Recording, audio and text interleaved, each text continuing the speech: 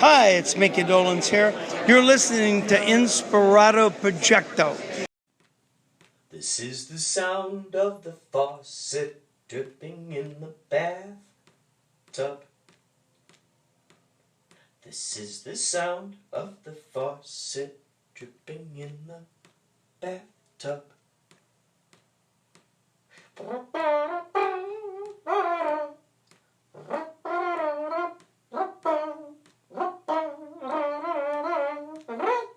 Sound of the faucet dripping in the bathtub.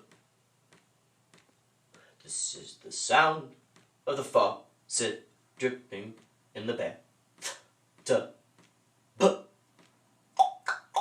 Bathtub. The bathtub. Bathtub.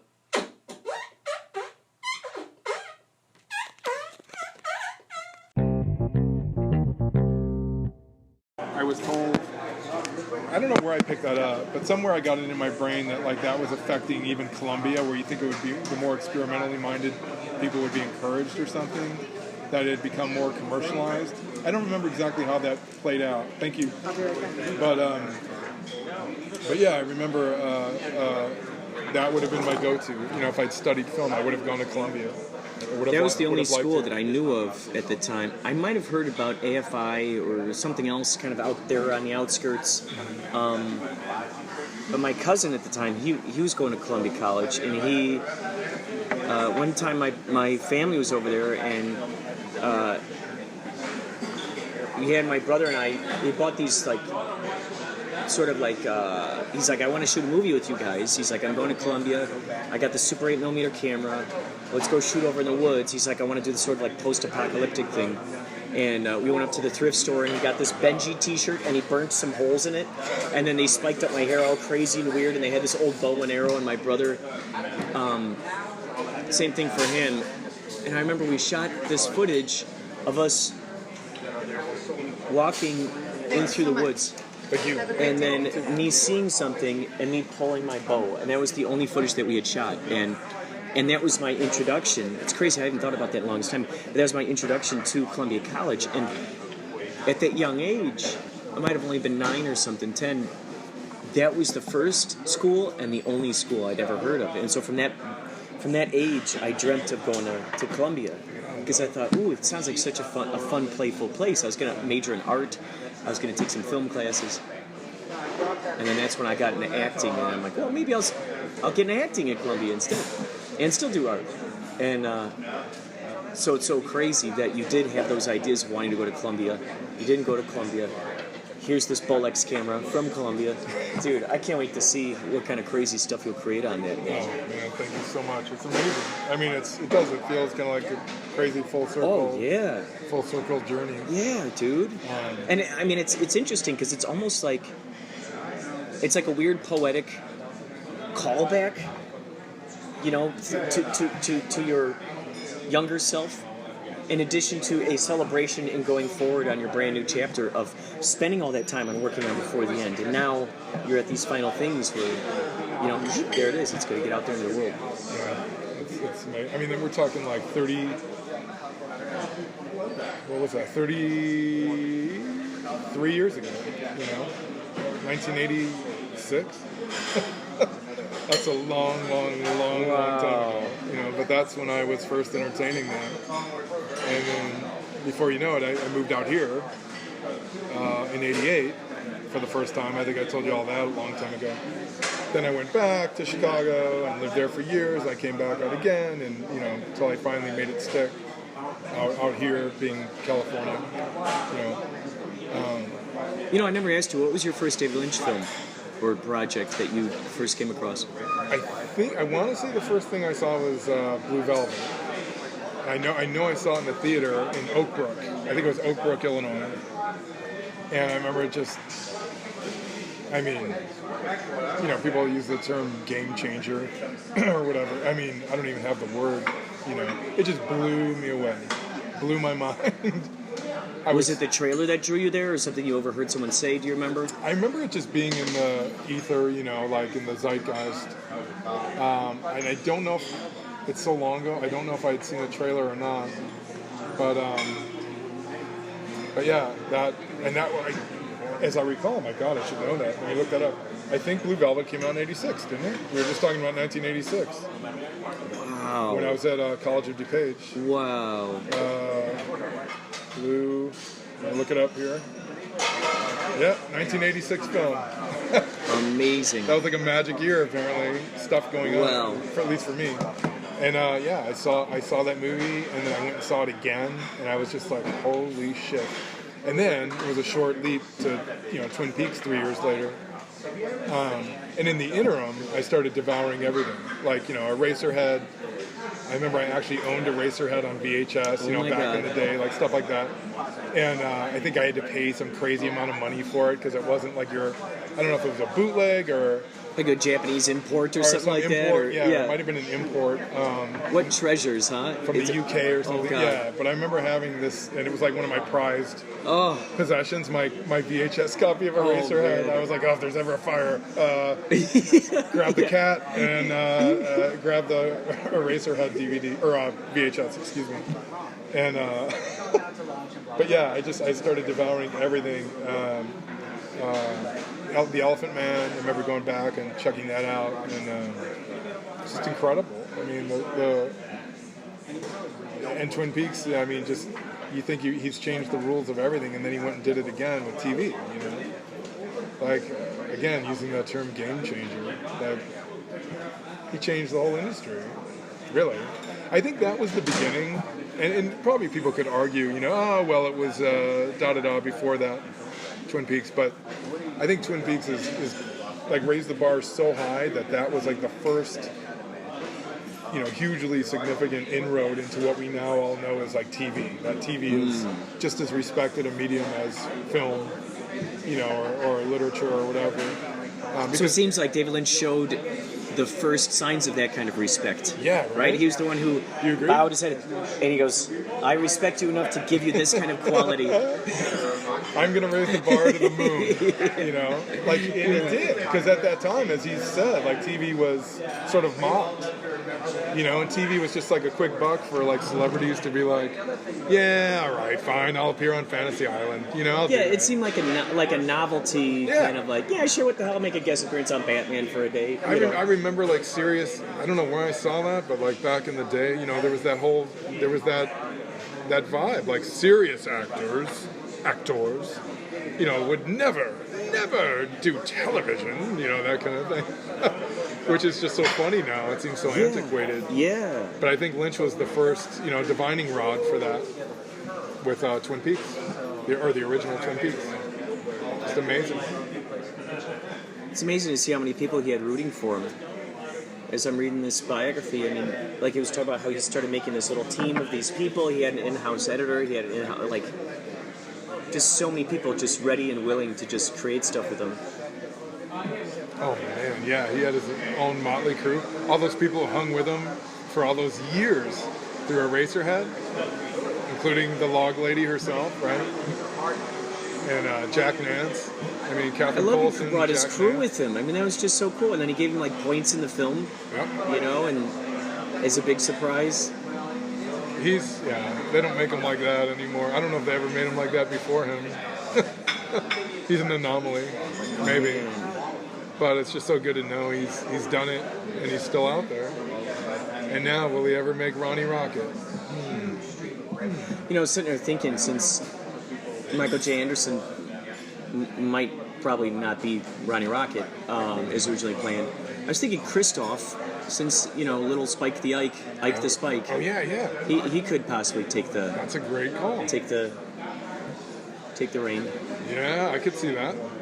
Ronnie Rocket, finally. And with One Saliva Bubble, he said everything was in place, and then Dino's company went bankrupt or something. They lost all that money.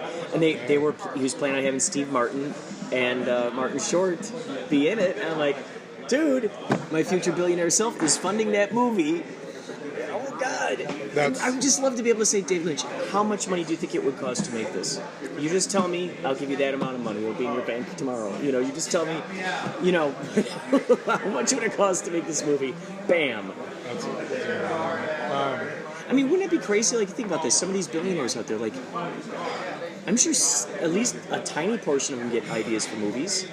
Like, a few. Like, you'd think, like, okay, here's my idea book of all my ideas. I'm going to turn all 30 of these ideas into movies. I'm just going to fund. We're going to get little teams together for each of these projects, fund them all, and have them all get made. Wouldn't that be crazy if you saw, like, 100 movies come out in a year, and they're all from the same company? You know, 100 movies. Like, let's say if you give them only a $500,000 budget. You know, here you go. Here you go. Go ahead, bam, create these things. Knock them out. Yeah. Dude, that would be nuts. You know what movie I'd like to see? I'd like to see a movie adaptation of Lynch's biography, Room to Dream. Ooh, that would be good. That would be good. Right?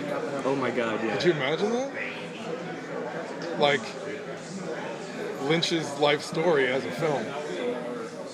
How incredible would that be? I don't know who you could ever get to play David Lynch. That would be a Oh my God. tough nut to crack. Maybe impossible. I don't know. But anyway, that's the best biography I've ever read of anybody. And I've read some amazing biographies over the years. Wouldn't it be funny if Kyle MacLachlan played David Lynch? Oh in my his God. later years, yeah, you know, yeah. so it's like maybe we find some younger actor for the younger. And then, Well, yeah, and that's then a he great moves into call later because they ones. always said he was sort of a stand-in, right? Like, Yeah. quote unquote, stand-in for Lynch on Twin Peaks. And he would know just how to act like him His too. personality, and Yeah, that's a great call. Yeah, my God. For the older, the adult Lynch, yeah. that's amazing. I never thought of that. Like Kyle MacLachlan could play the David Lynch who's directing Twin Peaks. Oh wait, Kyle's probably much older than David Lynch was when he first started doing Twin Peaks, right? How do you think? So Kyle MacLachlan's age now. Is that the age that Twin Peaks was when he did like Inland Empire? You think? I was gonna say, maybe somewhere in there, right? I want to say Kyle's not 10 years older than me, but maybe 6 or 7 years older. Well, let's go to the tape. Unless we put prosthetics on Joaquin Phoenix, you know. Or something. The Joker. Yeah. Did you happen to see those photos of John Malkovich as the Joker? No. Dude, they were awesome. He looks like an awesome Joker, and they made him look more of like the Jack Nicholson Joker. Oh, wow. Yeah. Check this out. And his mouth was like huge, black. Looked it up real quick. Oh, So MacLachlan, I forgot, he shares my birthday. dude! We were both born on What? February 22nd. Dude! But he was born in 59. So he's 8 years older than me. So he's 59 years old. So he would have to play Lynch as, sort of the latter era Lynch. But certainly for the return, he could be the Lynch of the return. Could you imagine? Talking about Dougie and everybody, like a fractal. Spinning it all, Dude, it would be. infinite vortex. Oh my God! Because Lynch is so good with the doppelgangers and like other people sharing the same names or close to those names, and then people who look like other people. So you could totally do that same kind of weird thing with his biography. Maybe the same woman who plays his mom growing up is the same woman who plays his girlfriend. Or whatever. It's like later on in life or something, or his next door neighbor or something. Yeah. Like, wait, I recognize that lady. Oh, she played his mom earlier on. Just to tie it all together. Yeah. That's amazing. I never thought of that. That's such a great take you had on that. Kyle MacLachlan playing David Lynch. That'd be so funny. They both have that hair. It's really kind of perfect. I was reading there. It was Timmy Robertson was talking about how she would walk up to Lynch and she'd ask him kindly if she could feel his hair. Oh yeah. She's like, oh yeah, do you feel his hair? Do you feel everything in there? She's like, you feel God. You feel Yeah, God in his hair. That was a great quote. I remember Oh that. my God. I bet you MacLachlan does like the That's what I was greatest thinking. Lynch impression He ever. probably does. Who better? Who would know? Kale, we're gonna need a little more wind. A little more give it a little more wind, Kale.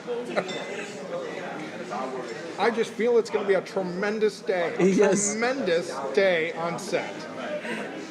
Oh my God, that's awesome. I would pay to see that. Let's put it that way. I want you to play this part like the morning dew on a leaf on a mountain in Spokane. And action. Actually, it's him with his. He's got the megaphone, right? He's like, and action, because I hear he's on set. And he's got the megaphone. He's old right school there. with the megaphone. Yeah. I don't even know if people use megaphones anymore, but I know he does. He always has, thankfully. But oh my God, I love to imagine McLaughlin's face, his expressions when Lynch is asking him, play it like the morning dew. He just totally goes with it, because he has some sort of incredible, transcendent connection with Lynch. Well, what Kimmy was saying in there is that, or one of them was saying that Lynch comes out of his meditation, and then he directs the scenes, and I'm like, oh my God, that's Andy Kaufman. Like you see on him on those talk shows, he's got that faraway gaze in his eyes. Well, that's because he just came back from 25 minutes of meditation. So it's like they're coming into it with that calmness, and just imagine that. So with the meditation, you're bringing both sides of the hemisphere of your brain together. And in that CIA document about the gateway experience, it talks about what they discovered in there is that, that left side, that analytical side, is the gatekeeper, obviously. These are things we've learned. The left side is the analytical side, the right side is the imagination side. The imagination is always going to say, yes, that's cool, that's fun, that's imagination.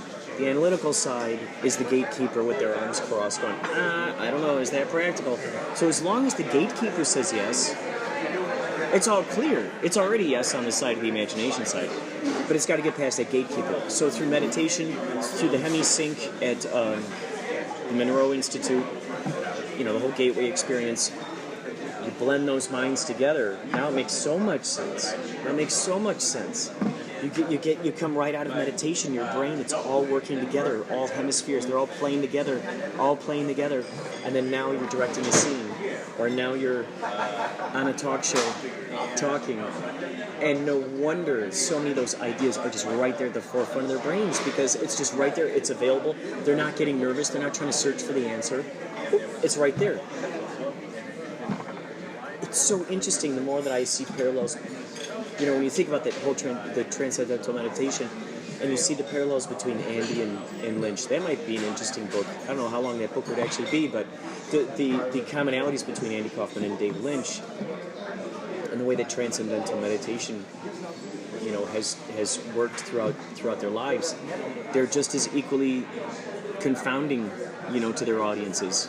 Oh yeah. They're so intent on creating this. It's not even like they're forcing anything.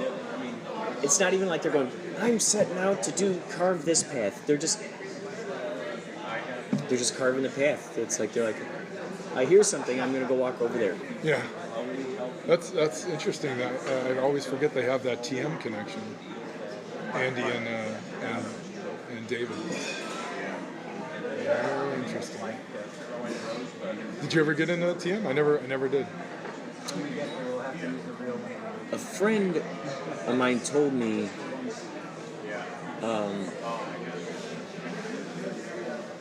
what David Lynch basically has taught TM through a lot of the interviews, really, that we've learned from him. One of the big things is, so my friend taught me TM. She taught me the basis of it and everything. We didn't go through any exercises. But the thing she told me, which is I'm just going to, it's exactly the stuff that David Lynch had talked about, which is, there's an ocean of consciousness. When you're near the top, things are wavy, things are splashy, things are crazy. When you dive deeper and you dive deeper and you dive deeper, it's calm. And you get into the base of all, just the consciousness of just kind of all that is. And you're residing right there at the core. It's like going into the core and just being right there. And so she told me that the way that TM works, and the TM people, are probably going to deny this, but she told me she took a class. She paid like $3,000. It was like 3 or 4 classes she took. And you breathe deep, and there's a specific mantra that they whisper in your ear that they say is specific to you. Sure. That you just whisper that word. It could be absolutely any word, any word. The point is that it's not a word that you have some sort of association with. Like if I said to you, jeep joop, it really doesn't, it's just kind of a word, jeep joop. You know, so you just kind of say that over and over in your brain. And it's just a word that's, you don't necessarily have to chant it out loud, you don't even have to chant it in your brain, but it's just it's the barometer for sort of that, in a sense, that anchor to that calmness. So anytime you find your mind wandering, you go, jeep, jeep, jeep, you know, and you just go, okay, now I'm back in line again. So it's just this little basic little nudging, this word that just kind of takes you right back in there. Now, one of the things that she was telling me that probably the TM people will deny, but she said that she talked to a friend. Well, okay, so she went to the thing. Woman whispered her mantra in her ear. She talked to a friend of hers, and her friend goes, "Oh, did you know that you can find those mantras online? They only base your mantra off of what your birth date is and how old you are now. So however old you are now, whatever birth date is now, there are specific words that fit within those specific birth dates or what have you. They want to make it sound it's a mystical thing, like it just kind of came to them out of the ether and they're going to give it to you. But really, it's kind of based on your birth date and whatnot. So my friend, she looked up online. She's like, okay, you know, she was telling me all the different ones, and so that's kind of like what TM is. So to make a long story longer, I have utilized it on a few occasions, and I can say I did feel more energized. Really? Yeah, like it's tricky to do it in the morning because they say do it in the morning and then do it before you fall asleep for like 20 minutes. And folks look at that as a waste of time. Like, oh, geez, I don't have 20 minutes of my day. However, that 20 minutes that we spend in that meditative mode makes up for all of the illusion that we might have the illusions that we might have in our minds, that all of the other tasks that we have to do throughout the day will take longer than they actually will, if that makes sense. So we might think in our brains, oh gosh, I've got all these tasks I've got to do, and oh gosh, it's going to take me all day to do these. Really, it's not going to take you all day to do those. The reason why it feels like it'll take all day is because you're thinking too much about them rather than actually doing them, kind of thing. So the idea is that when you do the meditation, it's sort of a streamlined way of being able to, just knock stuff out of the ballpark, being calm, without worrying. You like in that Dave Lynch book, it talks about how he's just calm all the time. That's amazing. And he doesn't get angry, he doesn't flip out. When he comes back from TM, he's shining, and everybody else feels that shine. Yeah. Oh. I've done deep breathing for years. Now and then I'll just lay down, which obviously is a form, basic form of meditation, and that's always helped. Breathe in through the nose, out through the mouth. Just sort of regulate your breath. Goes back to that old joke. Oh, remember to breathe. You know what I mean? Because you get so caught up in your stress or your anxiety that your breath becomes like stunted or so.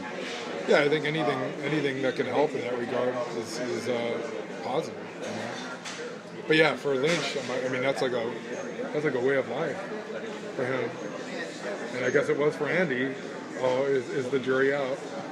Because I guess ultimately we don't want to feel frenzied, we don't want to feel anxious, so either, whether it's a pill or whether it's CBD oil, whether it's, any of those aspects that might help us get back to that calm state of mind. We're not going, I feel like I'm losing my bearings all the time, oh gosh, what if those terrible things happen? Where our mind, just like that phrase, whatever is unknown is magnified, like he did, like on the Uncle Andy show, whatever is unknown is magnified. I just love that. It's just such one of my favorite quotes, and it's just such a kick-ass one. Because whether it's good, whether it's bad, whatever's unknown is magnified. If someone tells you, we're going to give you $1 million to complete this project, okay, you're going, ooh, and you're magnifying in this direction of going, whoa, here are all the cool things of what could be. Whatever it is, it's being magnified. You're getting bigger. If we go, uh-oh, it looks like you won't be able to make rent this month. Whatever, you're like, oh gosh, what if I can't make it? Blah, blah, blah, and then whatever you don't know, it's going to magnify. So you go down that path too. So it's interesting how we get kind of have that choice. And I think what it sounds like with that TM, it gets you on a nice balanced, it gets you nice and. I think that's the key word, balance. Like if you can strike a balance. Weren't you and I talking about that when we got in the car today? Balance. The balance. Right? Oh yeah, that's right. Yeah. You can choose to see it as lopsided, or you can choose to see it as balance, right? Or maybe balance in the act of balance in motion. I don't know. Then you get into the whole, glass half empty, glass half full, or is it just a glass? And it's all in how you hold the glass, when you hold the glass, why you hold the glass, da-da-da-da-da. I don't know. Or is it a plastic solo cup?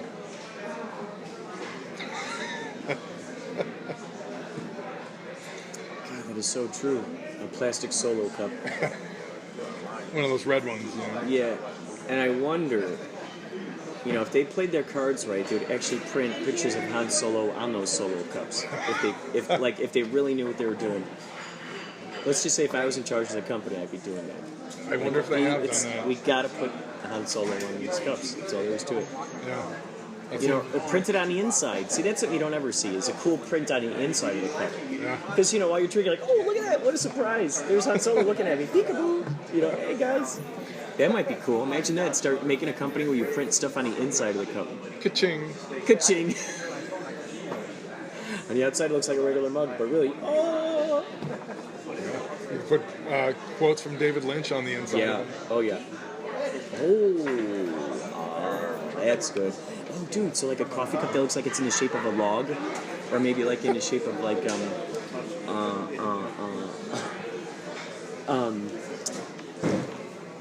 what would be another? Oh, maybe the white horse, a mug that's in the shape of the white horse, and then on the inside you see the quotes. The white of the eyes, the soul of the thing, and the a coffee mug that's in the shape of brie. Oh yeah. The one in the shape of the baguette. Brie in a baguette. Yeah. Right, half-eaten baguette. Yeah. Half-eaten baguette. Yeah. It could be in the shape of the little man from another play. Oh, a donut, of course. A donut? Ooh, there you go. Oh, coffee cup in the shape of a donut. I've never seen that before. Yeah. Or a stack of donuts. Stack of oh, dude, yeah, a stack of donuts. Oh, yeah. And then another donut inverted on the side for the handle, like half a donut. Oh, yeah. Right? Yeah. A coffee cup in a small-scale version of the Owl Cave. The entire Owl Cave. A coffee cup that is Glastonbury Grove. Yeah. The oily, Right. which would go right along with it. I would like some oil in my cup. Yeah. Some Java. But yeah, you could have a little Lynch quote in the bottom of each cup. Oh my God. Or mug. Or Yeah. whatever. You look down there, you get to the bottom of your coffee, and there's the words of David Lynch appearing before you. I think that would sell. Dude. I think all of that would sell. But then Now what I'm thinking is I'm getting visions of almost kind of like an 8-ball, but maybe we could call it the 8 octagon. And maybe inside, it's a little thing that's just got a series of little David Lynch quotes on it as well.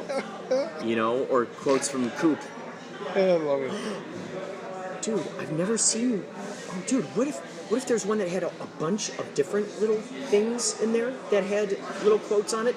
So you never know... Like, instead of just one thing that has only, 3 or 4 different answers on it. Oh, like random? Yeah, so you're dip, and something floats to the top and says, this must be where pies go when they die. Or, it's like maybe you ask him for... Maybe it's something where you ask... Dude, you could totally do that with the log. Right? Like a match 8-ball, but with the log. Because the log tells you wisdom. That could be pretty cool.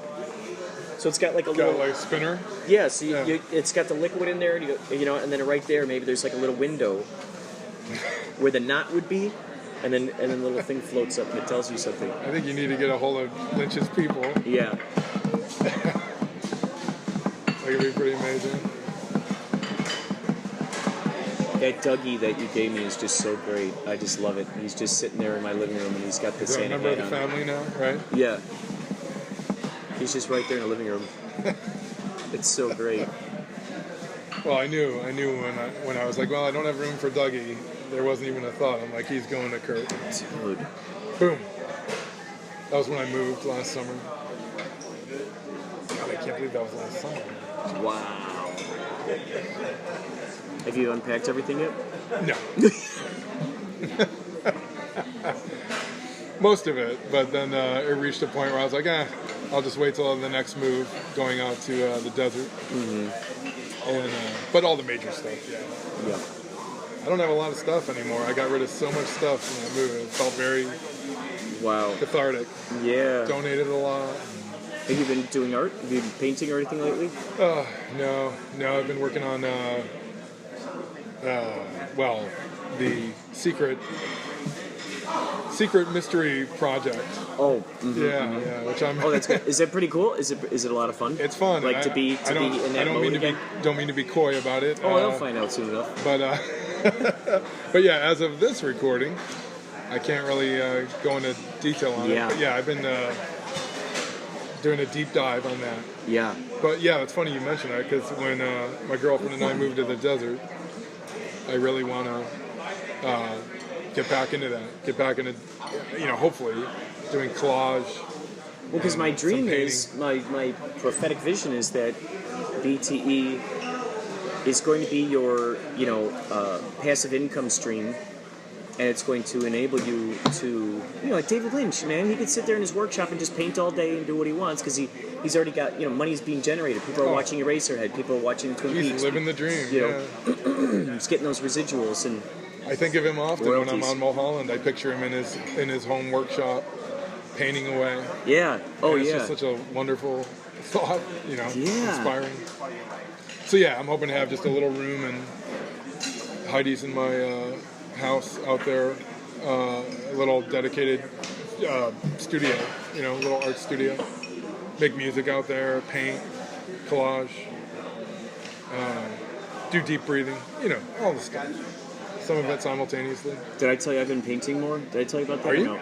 That's awesome. I got in because Ryan wants me to paint, and he's painting some too. A series of paintings for my character, and so I got. Did we talk about Hellier yet, or no? Did I send you a link to it?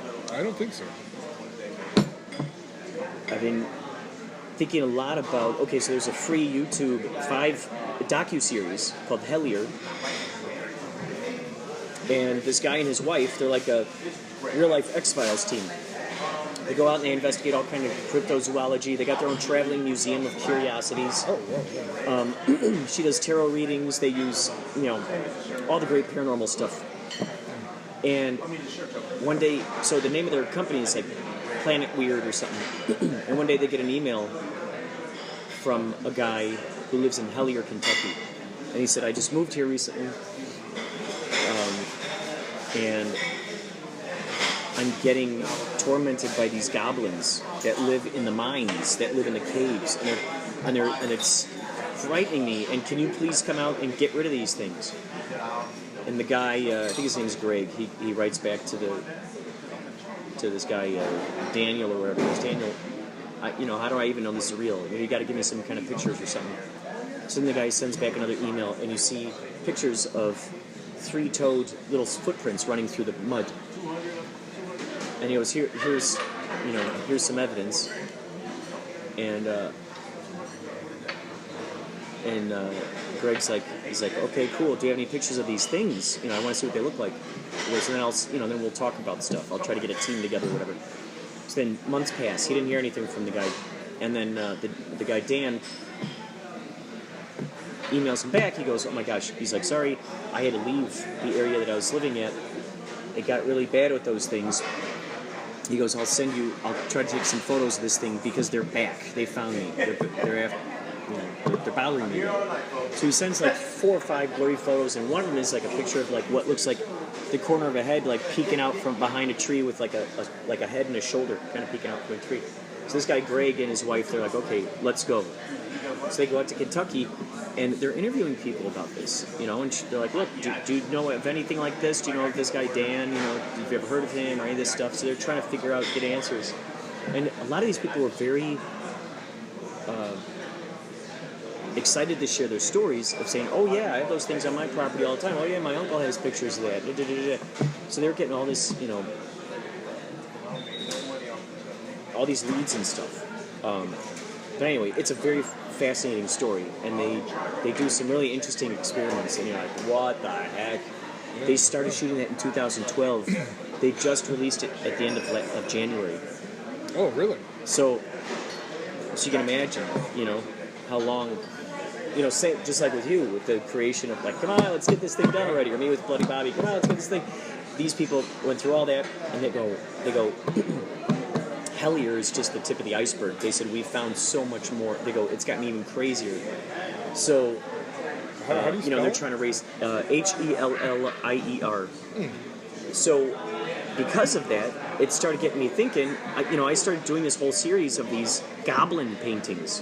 So I've been painting. So I got like probably 4 paintings of like these goblins that I just started painting.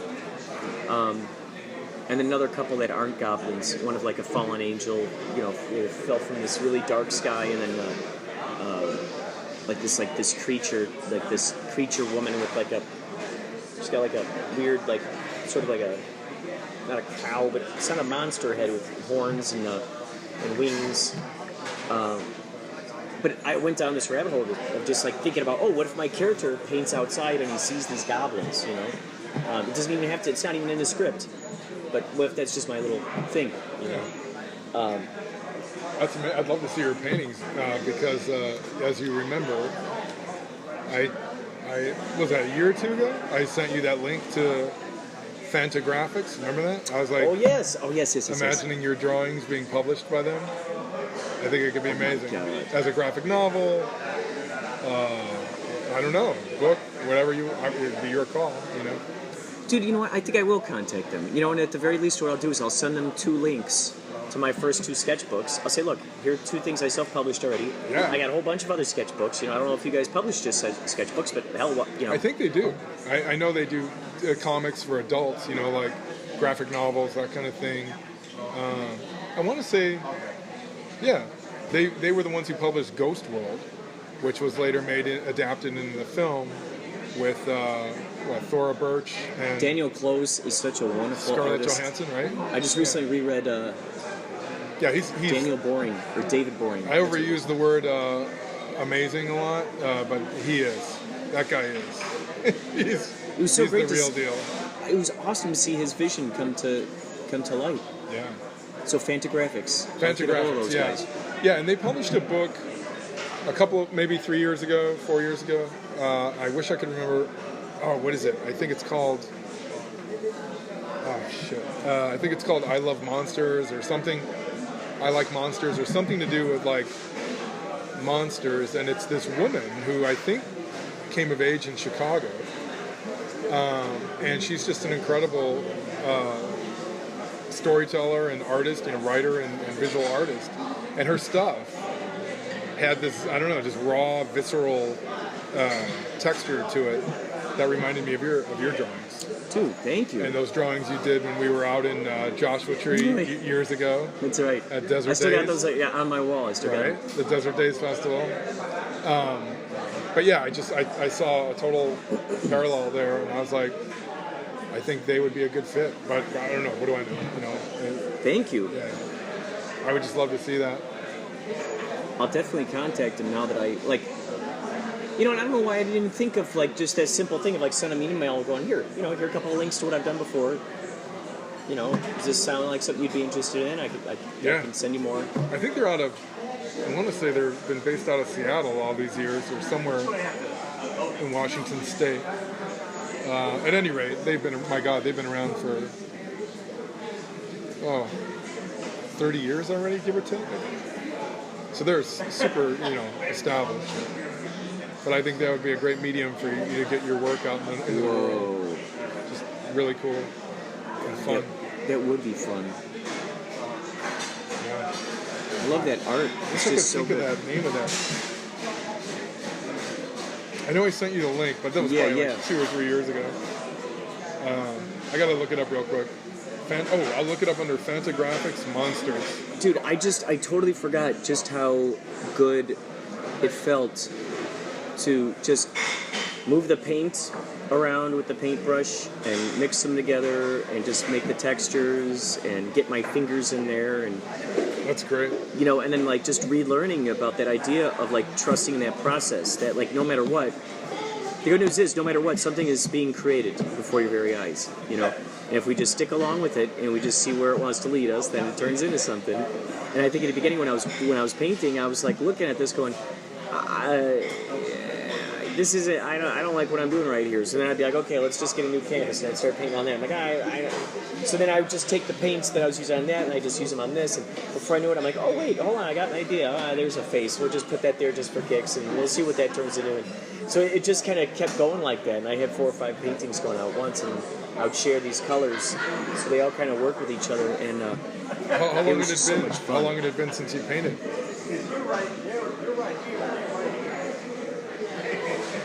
At least 2 years. Oh, wow. All right, I found it. My favorite thing is Monsters. Do you remember that? Oh, yes. And there's the cover. And you can see, well, the signal's kind of poor in here, but hopefully it'll pull it up. And you can see the cover of her book. It just really reminds me of your stuff and vice versa. Oh, man. I'm going to pull it up. Let's see. There we go. Oh, yes. And I can't remember her name, but dude, you know what? You know what? I need to just put it out there. I'm sure I got friends who already know how to do this kind of stuff. People who are really good with color. People who are good with really coloring in stuff. So that way, I can just draw it. And see what someone does with textures and colors and stuff. Hand it over to a colorist. Because, are these on the inside? I think those are the inside panels, yeah. A lot of it's, I think, a bunch of it is black and white and color. Jeez. But yeah, she's just like really amazing. Oh my god. There's that word again, amazing, but it's true. She's an awesome artist. Man, oh man. How cool. And I think the story takes place like within and without her dreams in like 1960s, late 1960s Chicago. And I think in real life she either grew up in Chicago or lived there for a while, but yeah, see, and look at that. You can actually see the spiral notebook of her journal. Right? Oh my god. Just like yours, you're always doing those where you can tear them out. This is actually her notebook, her actual notebook. So I think they incorporated her actual notebook stuff into the book. Dude, I love that. Oh my god. Yeah. Dude, I love that because you see the lines on it and everything. Dude, I didn't even notice that at first. Yeah. Oh yeah. You can see the ruled lines and the spiral notebook. There's something so charming about that. Seeing the lines on it. It just adds a whole other extra texture to it. Yeah, I could be wrong, but I think they were like, let's do that. Let's just make a facsimile of your journals, your notebooks. Oh my god, that's brilliant. And more or less, I think that's what fleshed out the book. I could be wrong. Wow. I'm gonna send. You know what? I'm gonna text you this again. Yeah.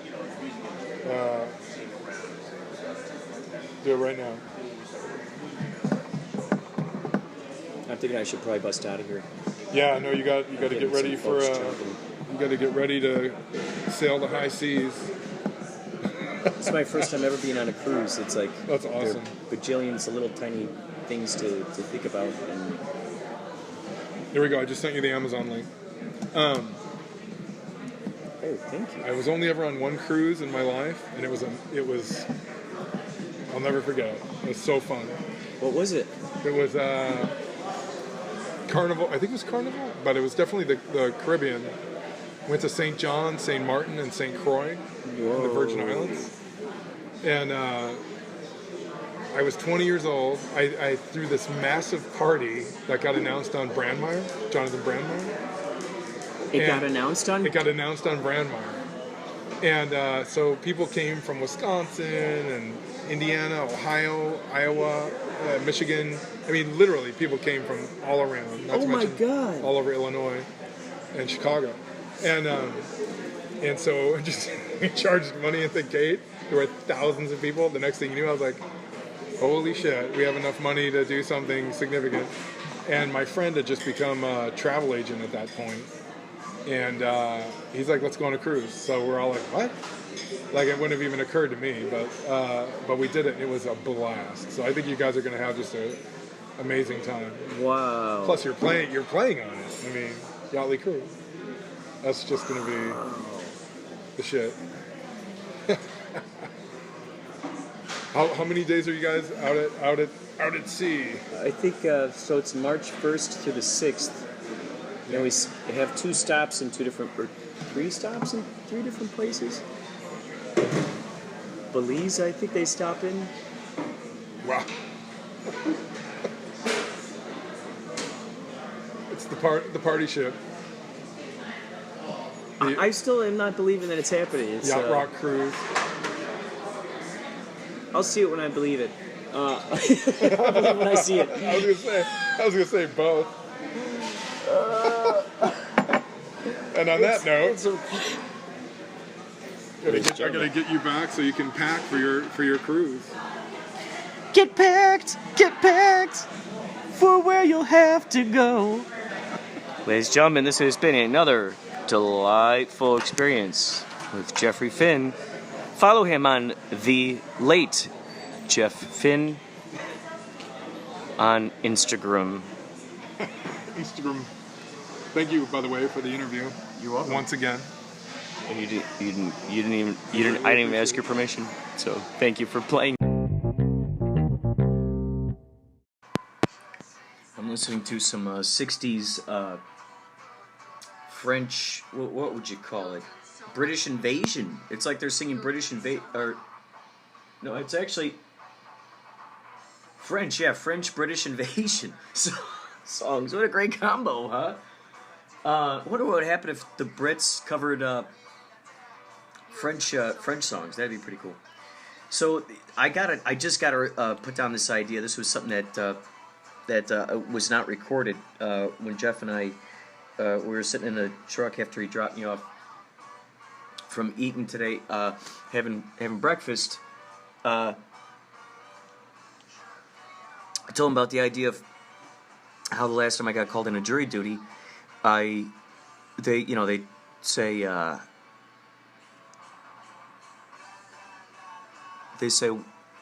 the only way you could get out of this is if you actually have your own business.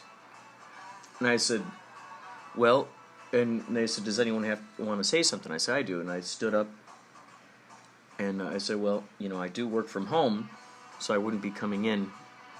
But also I have to say that,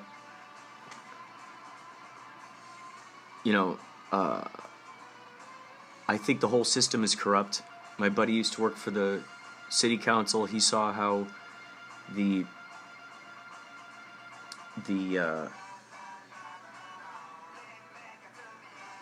saw the inner workings of what went on there. And I know, a lot of stuff is corrupt. And I said, not you personally, I'm sure everything's on the up and up. He goes, yeah, if someone said a $100 bill here on the counter, I wouldn't even take it. And I said, understandable. I said, I know you got everything on the up and up.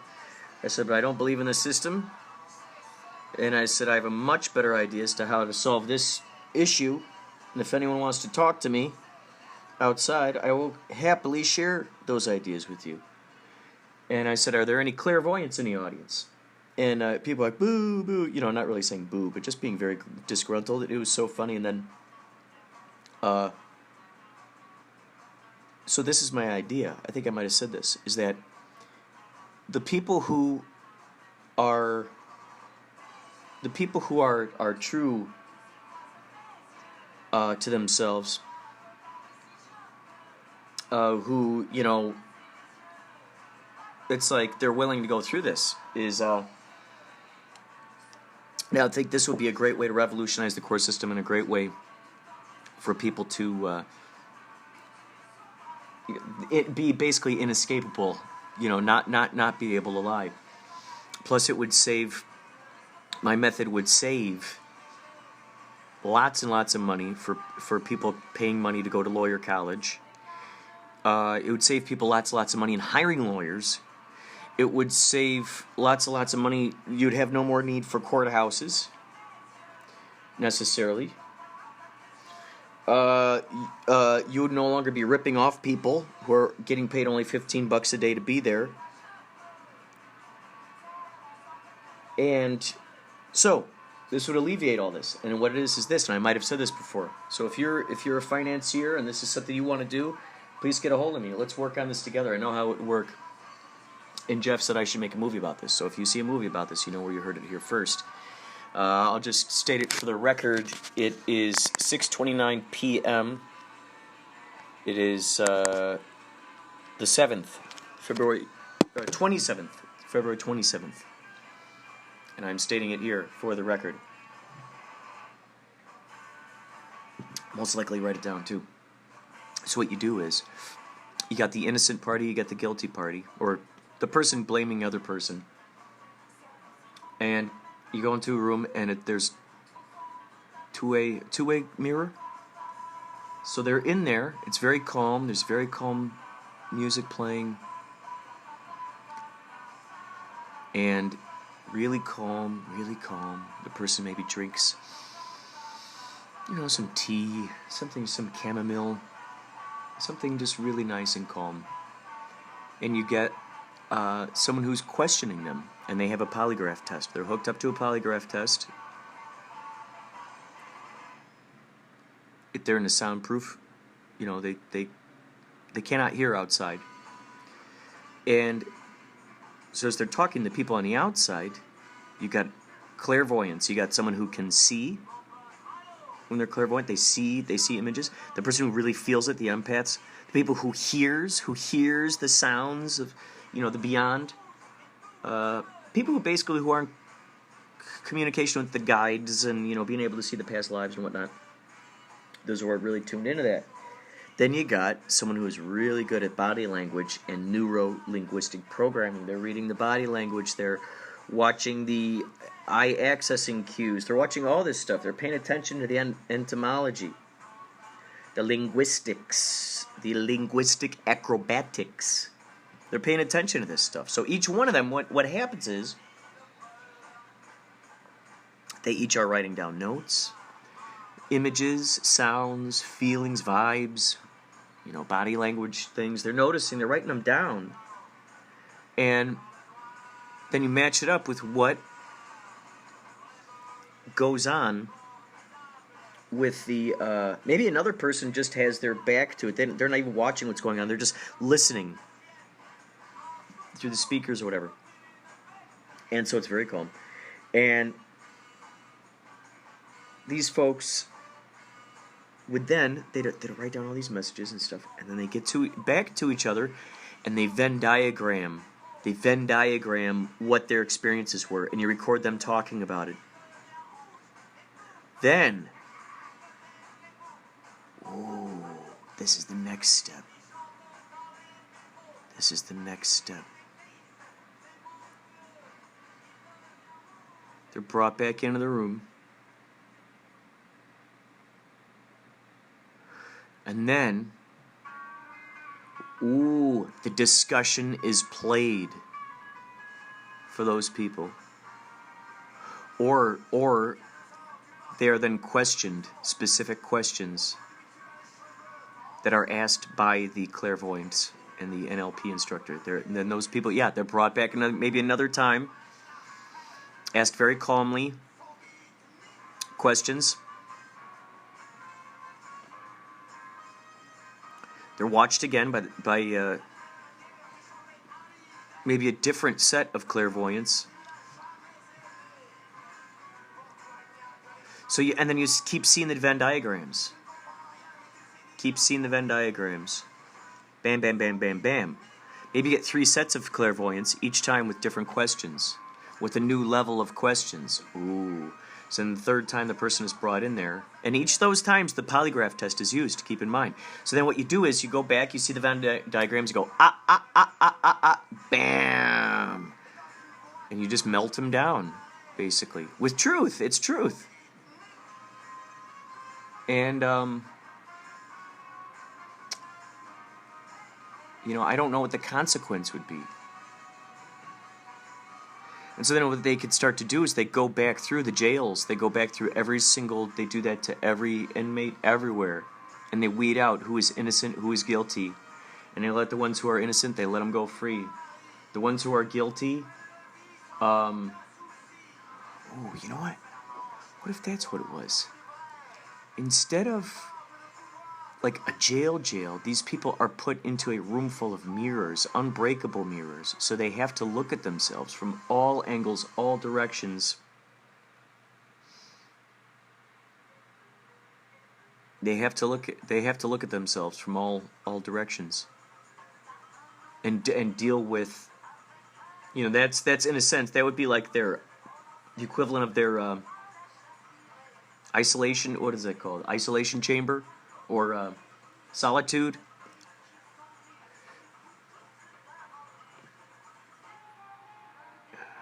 So they're like looking at themselves. Bam.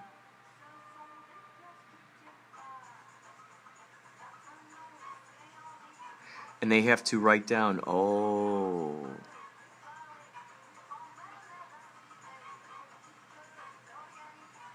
maybe they write down what their thoughts are. Maybe every day there's a piece of paper slid under their door that they have to fill out and give back. And when they fill out this stuff, maybe days are taken off their sentence. Each day they fill out new things. Bam, what did you learn today? What would you do differently?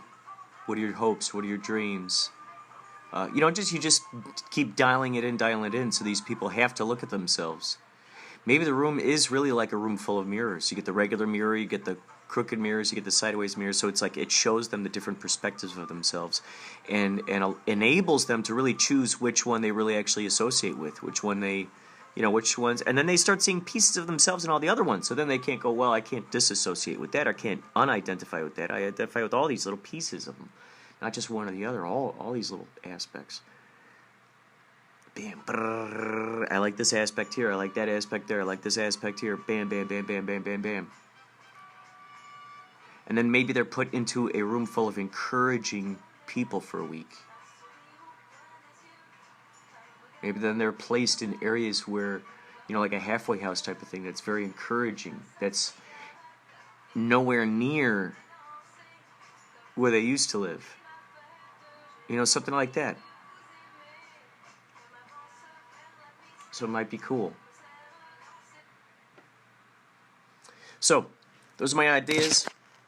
And you're once again listening to Inspirado Projecto.